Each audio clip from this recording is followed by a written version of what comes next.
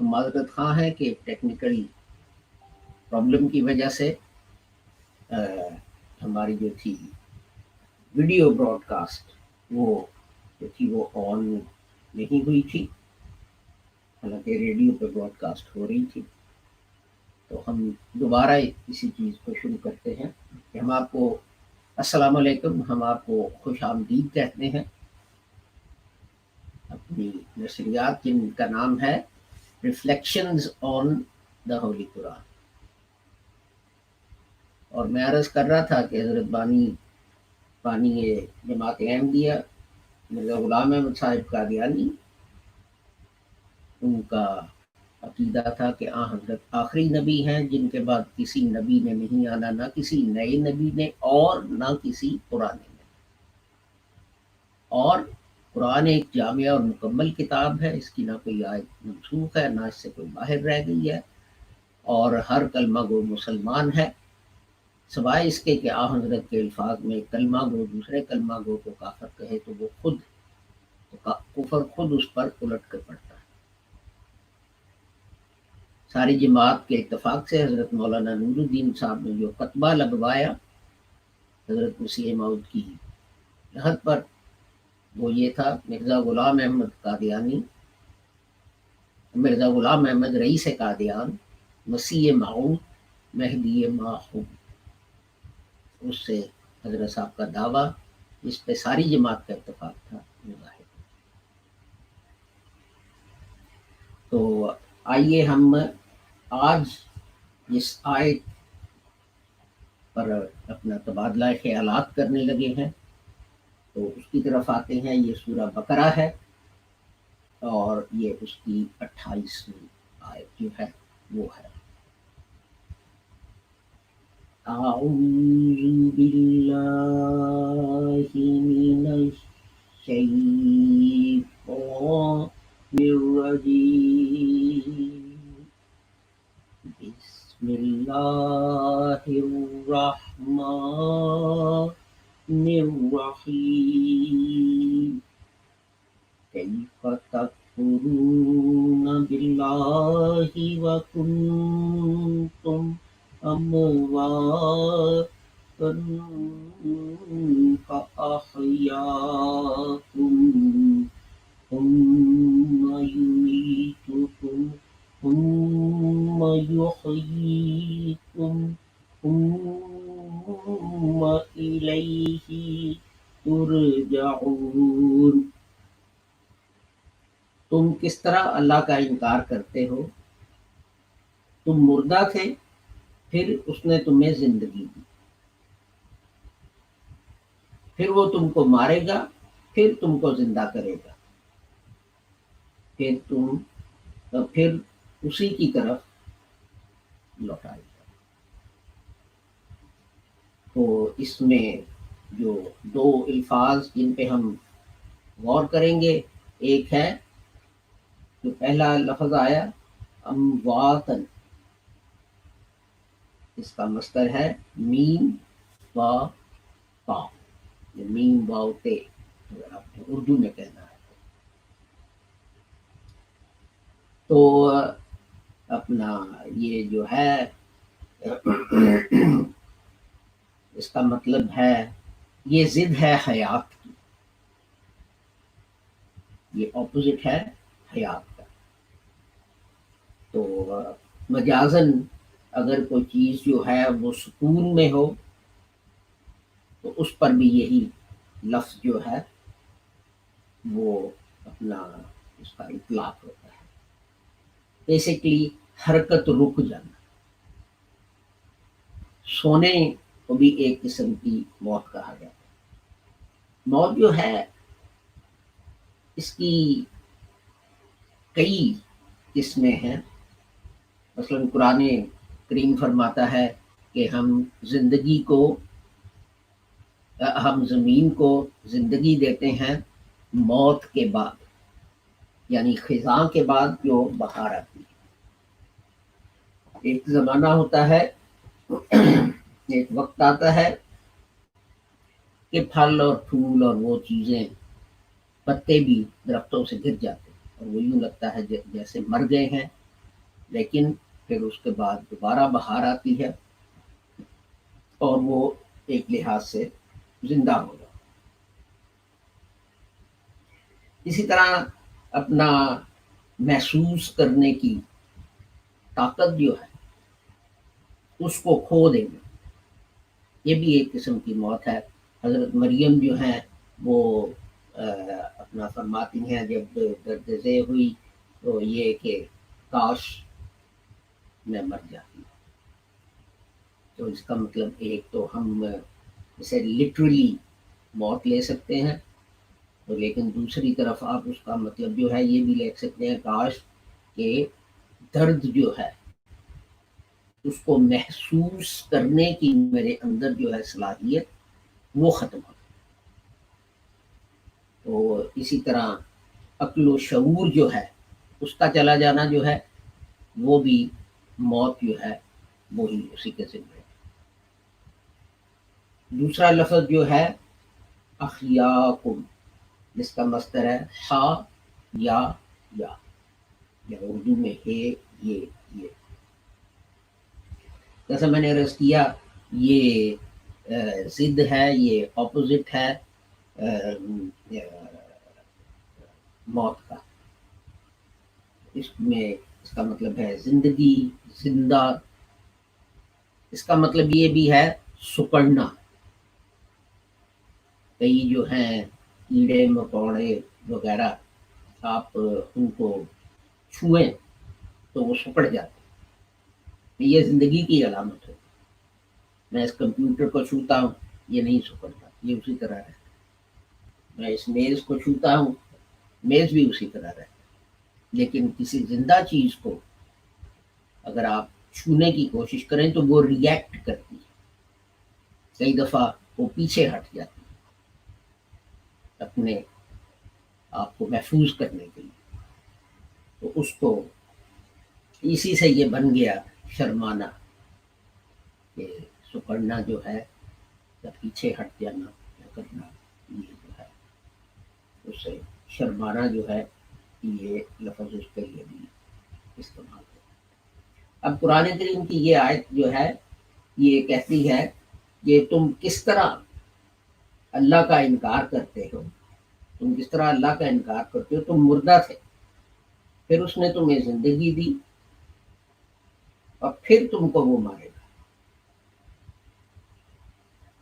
اور پھر زندہ کرے گا اور پھر تم اسی کی طرف لوٹائے گا.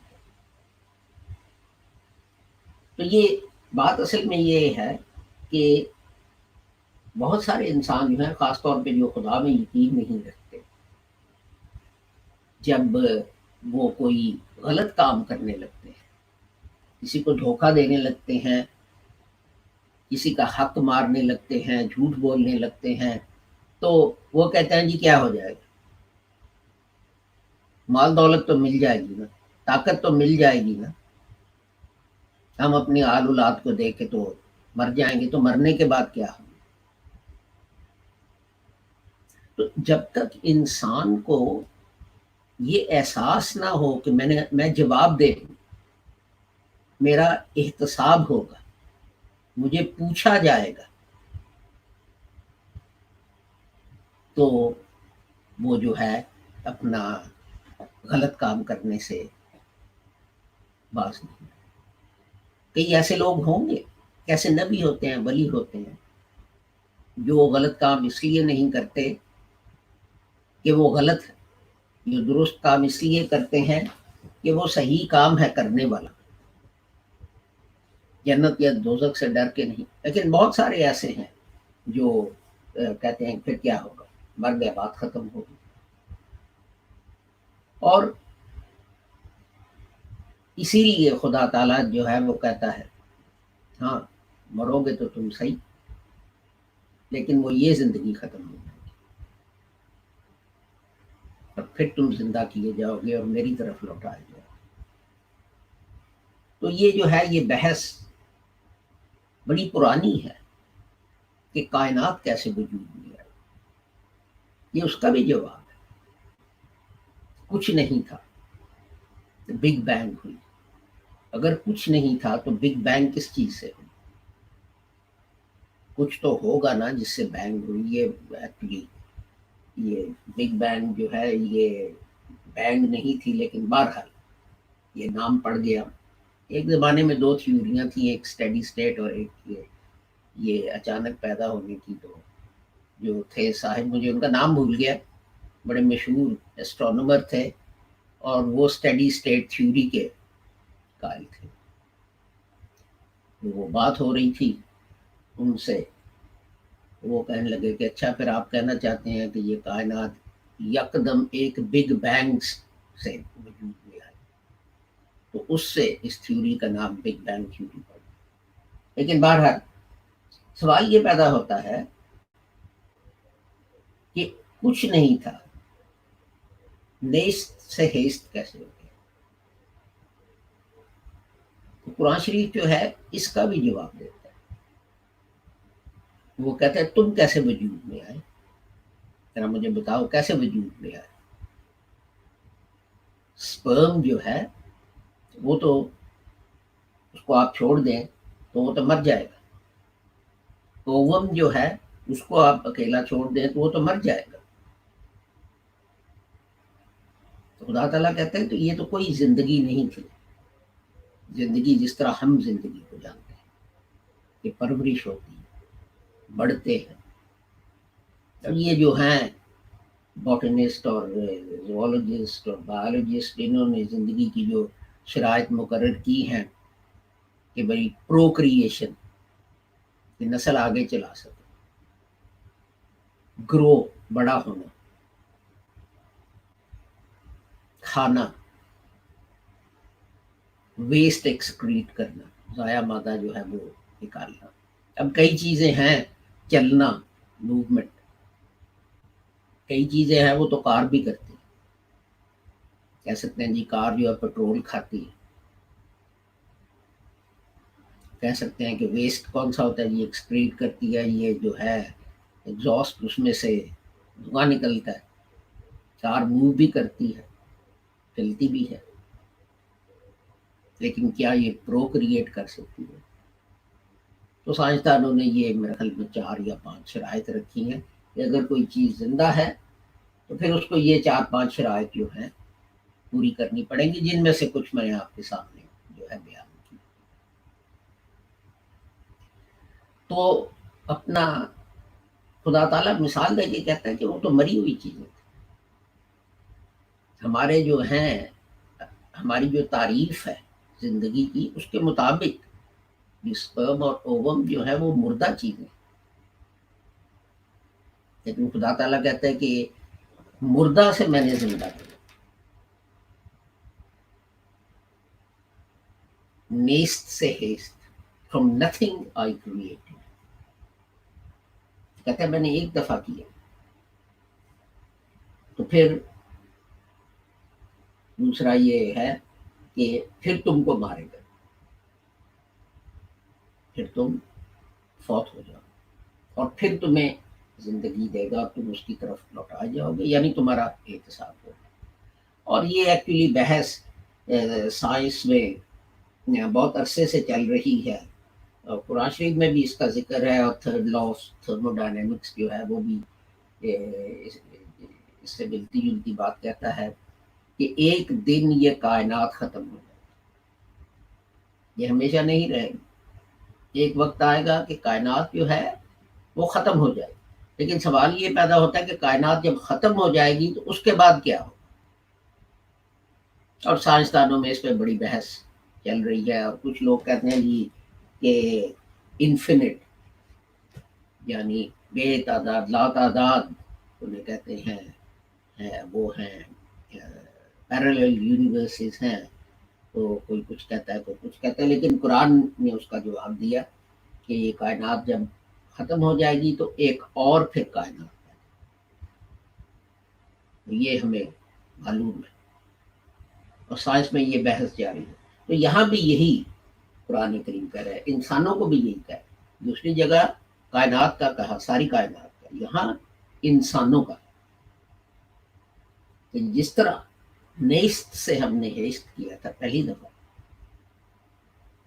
تمہیں موت دے گی. لیکن وہ موت جو ہے، لوگ سمجھتے ہیں کہ سب کچھ ختم ہو جائے گا، لیکن یہ اسی طرح ہے جیسے میں بہت دفعہ یہ مثال دیتا ہوں کہ اپنا ماں کے پیٹ سے بچہ جو ہے وہ پیدا ہوتا ہے، اس کی ایک زندگی جو ہے وہ ختم ہو جاتی ہے، جس طرح وہ رہ رہا ہو، وہ ایک بالکل نئی دنیا میں آ جاتا ہے جس کے متعلق اس کو کچھ پتا ہے۔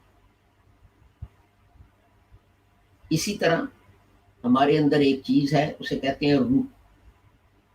جب یہ جسم ختم ہو جائے گا تو وہ روح جو ہے، جس طرح بچہ ماں کے پیٹ میں سے نکلتا ہے، وہ روح جو ہے ہمارے اندر سے پیدا ہوگی اور وہ نکلے گی، اور وہ پھر کہاں جائے گی اور کیسے لوٹائی جائے گی، یہ چیزیں جو ہیں یہ ہم نہیں جانتے۔ لوگ ان چیزوں پہ بڑی بڑی بحثیں کرتے ہیں کہ کیا ہوگا اور کیسے ہوگا اور کیوں ہوگا اور وغیرہ وغیرہ، لیکن یہ بحثیں جو ہیں یہ سب تھیوریٹیکل ہیں۔ ہمارے لیے یہ کافی ہونا چاہیے کہ خدا تعالیٰ جو ہے وہ اگر ایک دفعہ نیز سے ہیز کر سکتا ہے تو دوسری دفعہ کیوں نہیں کر سکتا، اور وہ کرے گا۔ اور اس میں اس کو بیان کرنے کا مقصد کیا ہے؟ یہ ہمارے لیے ایک وارننگ ہے کہ تم سمجھتے ہو جو چاہیں ہم مرضی کریں، کوئی پوچھ نیچھ نہیں ہے۔ انسان اسی لیے بےایمانیاں کرتا ہے۔ یہ جو بعد میں جب اترتے ہیں اپنی کرسیوں سے اور پھر عدالتوں میں گھسیٹے جاتے ہیں، کہ جب یہ کرسی پہ ہوتے ہیں، جب طاقت ان کے ہاتھ میں ہوتی ہے، تو یہ یہی سمجھتے ہیں مجھے کوئی کچھ نہیں کر سکتا۔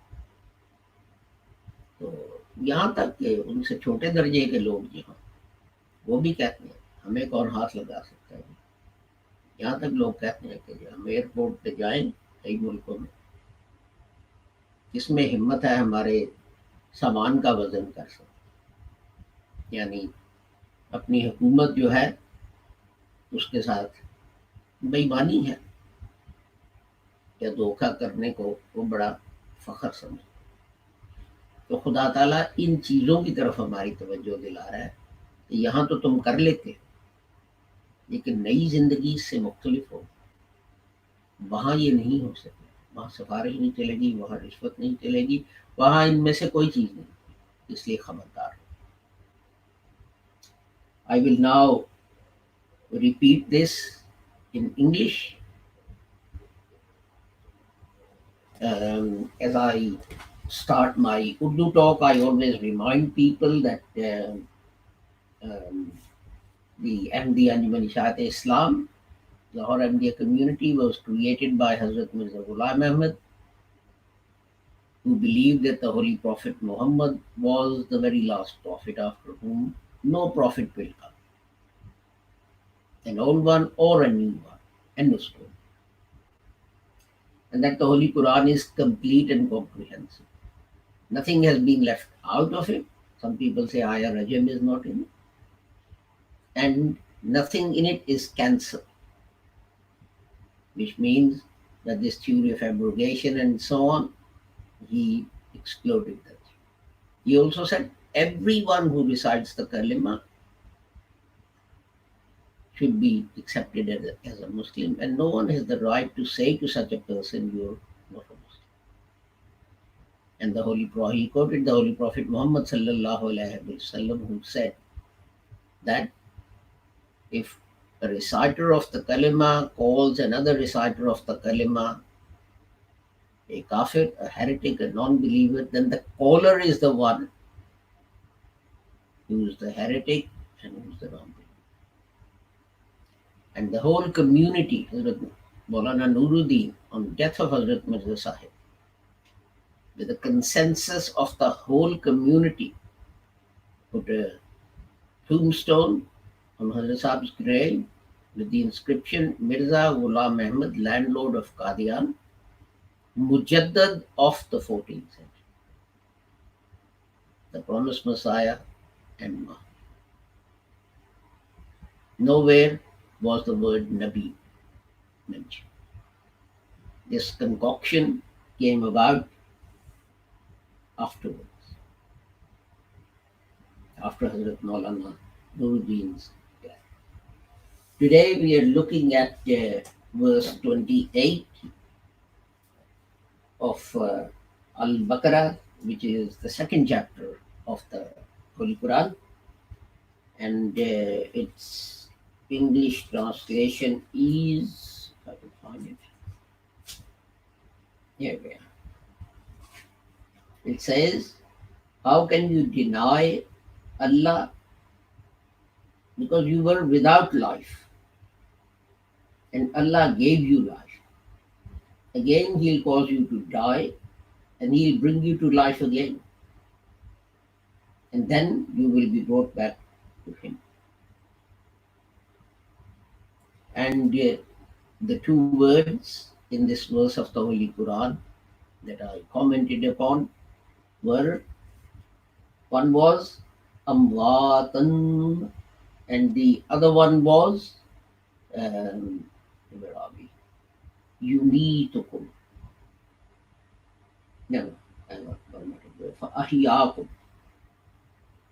Amwatan, I was repeating the same word again. Amwatan fa'ahyakum.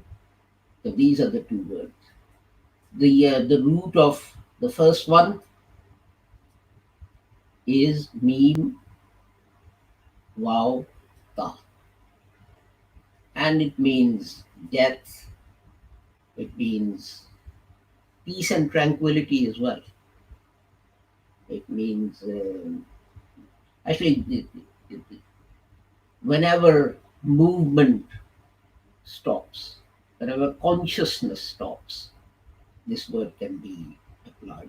So you can say that this word sort of, there are 7 categories of death, you can say. For example, the Holy Quran says that the earth died and then I brought it back to life, which is obviously a reference to the fact that what happens is that during autumn, the trees lose their leaves and vegetation and so on. And then when spring comes, they come back to life. So that is one type of life. So, you die and come back to life. Another type of is to lose your feelings or senses, I guess is a better word. You lose your, for example, your sense of pain. Mary, when she was bearing Jesus, uses the word in this sense, that I wish I'd lost my ability to feel pain. And then another category can be that you lose actually your mind or your senses or your ability to remember or make decisions or whatever that kind of thing. So this word applies to all these different categories. It is actually the opposite of hayat. And that's the other word I said, ahyakum. And its root is ha ya ya. Ha ya ya. And it of course means life, being alive, giving life. It also means to be shy and bashful, squirm, because there are some animals that when you approach them, they step back or they squirm, and that is a sign of life. If I touch something that is not alive, this book, that notebook, that telephone, they just lie there. They don't squirm, they don't do anything. And botanists and zoologists and so on, scientists, they actually have 7 conditions. 7, I don't know if there are 7, but a number of conditions that something must fulfill if it's to be classified as being alive. It must move. When a motor car moves, it must require nourishment. While a motor car needs petrol, it must excrete wasteful material. Well, you have an exhaust pipe, and waste gases come out of the exhaust pipe, and therefore global warming. But that's another argument entirely. But then there are other considerations, that it must grow. When you buy a car, as it ages, it doesn't become bigger. If you buy a Mini, it remains the same size. It doesn't grow into a Rolls Royce. It must grow. And it must procreate. It must be able to carry on. So a car can't procreate and create more cars all by itself. Not until we get robo cars, as described in Isaac Asimov's science fiction stories. But then that's a topic for another day. The scientists have thus devised these conditions, and something must fulfill all of these conditions for it to be classified as being alive. But there are two things why it's important to consider this. One is, people sometimes wonder how something could be created out of nothing. And this was a debate between people who supported the steady state theory of creation of universe and the Big Bang theory. The Big Bang was that suddenly there was a bang. A bang of what? Where did it all come from? Where did the matter come from to create this Big Bang? And so it goes on. So that's one thing that this verse is addressing. And the other thing to remember is that if people don't fear accountability, a majority of them won't do the right thing. How many times have you had, oh, the speed camera's gone, now you can speed up? How many times people do that? The police are not here, so that's okay. It's the fear of police. It's the fear of accountability, the police stopping you and saying, this is a 30-mile-per-hour speed limit. Why are you doing 50 or 40 or whatever it is? If you give a valid reason, they might let you off. But generally, there isn't a valid reason. Being late for work is not a valid reason for speeding. And this is what the Holy Quran is pointing to here. That you were created from something that was dead. Because the sperm and ovum in themselves individually are not living things. They're dead. On their own, they won't grow. They won't grow. But God says that I combined them, and from nothing I created life. From nothing I created life. So he says, God says, I will end this life and then recreate it. See, what we call death isn't actually the end of the thing, the Holy Quran is saying. It's passing from one stage of life into another. The fetus in the womb, after a certain number of months, it's regarded as being alive. It can react to sound and other things. If mother drinks, the development of its brain is retarded. If a mother takes heroin, fetus can be born addicted to heroin. So those things affect its development. But when it comes out, when it's born, its life, it changes completely. It's a totally different environment. And the same thing applies to us, that the soul is inside us. And when this body stops functioning, the soul is still alive.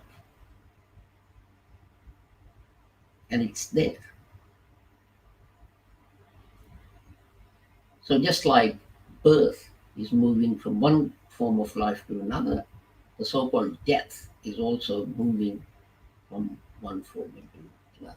And God's saying, I cause you to die, and then I will bring you back to life. Some people take this literally and say these bodies will come back to life. We don't know. We don't know whether this will happen or what will happen. But what I'm saying to you is my understanding is that we'll move to a new form of life. And in fact, here it's talking about human beings or living things.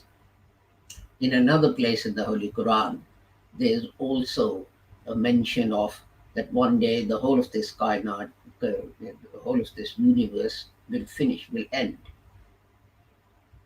And the third law of thermodynamics and other things and scientists and so on, and everyone wonders what will happen after that. Will that be it?